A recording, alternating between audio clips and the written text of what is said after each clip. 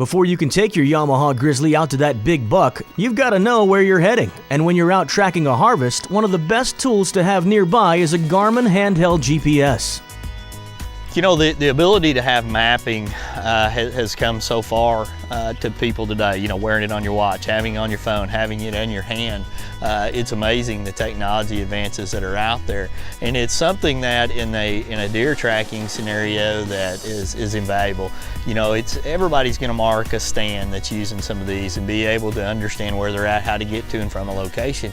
But being able to use it and take it a step further, you know, analyzing the topography, understanding sunrise and sunset and all that data that you can put in there. But after a shot is taken, being able to mark blood trails, being able to mark the last blood, you know, and go right back to it, but being able to analyze that data on places that you've looked. And it's every hunter's nightmare to take a shot and the blood ends and you mark it.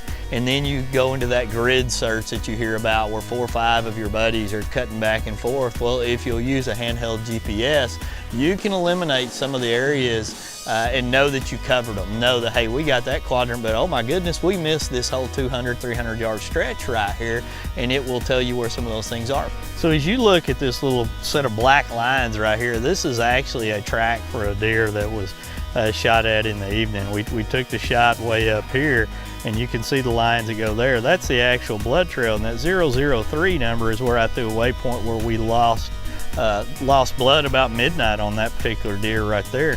As you zoom in and kind of scroll around, you can see all of the tracking as we tried to find more blood. We're dialed in the 120 feet of the spot right there, and you can see all the lines. And you know, and that's just me looking around. There's 3 other people out here.